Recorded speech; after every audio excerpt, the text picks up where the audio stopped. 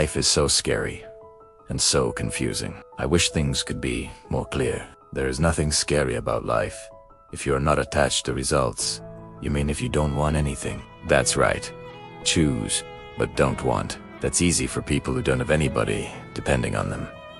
What if you have a wife and children? The path of the householder has always been a most challenging path. Perhaps the most challenging. As you point out, it is easy to want nothing when you are only dealing with yourself. It is natural when you have others you love to want only the best for them. It hurts when you can't give them all that you want them to have. A nice home, some decent clothes, enough food. I feel as though I've been struggling for 20 years just to make ends meet, and I still have nothing to show for it. You mean in terms of material wealth? I mean in terms of just some of the basics that a man would like to pass on to his children. I mean in terms of some of the very simple things a man would like to provide for his wife. I see. You see it as your job in life to provide all these things. Is that what you imagine your life to be about? I'm not sure I'd state it that way. This is not what my life is about. But it sure would be nice if this could be a byproduct. At least, well, let's go back. Then, what do you see your life being about? That's a good question. I've had a lot of different answers to that through the years. What is your answer now? It feels as though I have two answers to that question. The answer I'd like to see, and the answer I'm seeing. What's the answer you'd like to see? I'd like to see my life being about the evolution of my soul. I'd like to see my life being about expressing and experiencing the part of me I love most. The part of me that is compassion and patience and giving and helping. The part of me that is knowing and wise, forgiving and love. Sounds like you've been reading this book. Yes. Well, it's a beautiful book on an esoteric level, but I'm trying to figure out how to practicalize that. The answer to your question that I see being real in my life is that it is about day-to-day survival. Oh, and you think one thing precludes the other? Well, you think esoterics preclude survival? The truth is, I'd like to do more than just survive. I've been surviving all these years.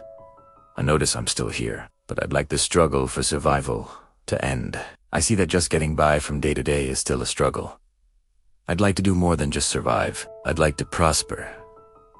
And what would you call prospering? Having enough that I don't have to worry where my next dollar is coming from. Not having to stress and strain just to make the rent or handle the phone bill. I mean, I hate to get so mundane, but we're talking real life here, not the airy, spiritually romanticized picture of life he draw throughout this book. Do I hear a little anger there? Not anger so much as frustration. I've been at the spiritual game for over 20 years now.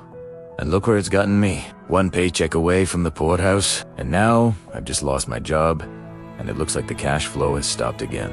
I'm getting really tired of the struggle. I'm 49 years old, and I'd like to have some security in life so that I could devote more time to God's stuff, to soul evoluting, etc. That's where my heart is, but it's not where my life allows me to go. Well, you've said a mouthful there, and I suspect you're speaking for a whole lot of people when you share that experience. I'm going to respond to your truth one sentence at a time so that we can easily track and dissect the answer. You have not been at this spiritual game for 20 years. You have been barely skirting the edges of it. This is not a spanking, by the way. This is just a statement of the truth.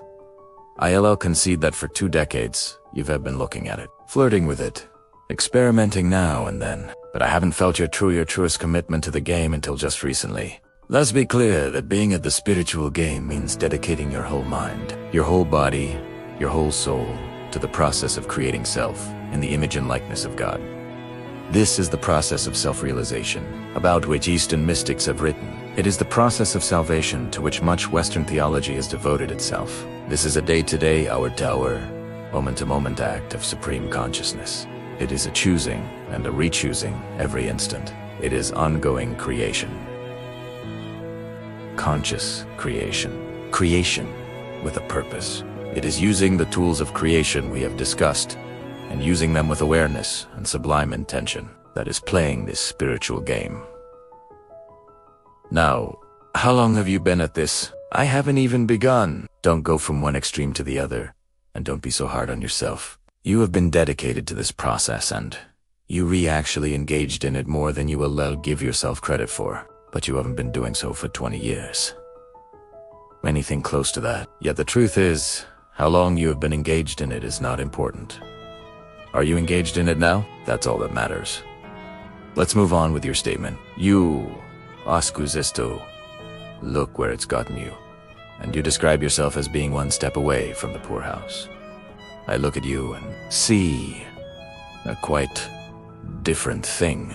I see a person who is one step away from the rich house. You feel you are one paycheck from oblivion, and I see you as one paycheck from nirvana. Now, much depends, of course, on what you see as your pay, and to what end you are working. If the object of your life is to acquire what you call security, I see and understand why you feel you are one paycheck from the poorhouse. Yet even this assessment is open to correction, because with my pay, all good things come to you including the experience of feeling secure in the physical world. My payoff you get when you work for me provides a great deal more than spiritual comfort. Physical comfort, too, can be yours. Yet the ironic part about all this is that once you experience the kind of spiritual comfort my payoff provides, the last thing you'll find yourself worrying about is physical comfort. Even the physical comfort of members of your family will no longer be a concern to you once you rise to a level of God consciousness. You will understand that you are not responsible for any other human soul, and that while it is commendable to wish every soul to live in comfort, each soul must choose its own destiny. This instant, clearly, it is not the highest action to deliberately abuse or destroy another. Clearly, it is equally inappropriate to neglect the needs of those you have caused to be dependent on you.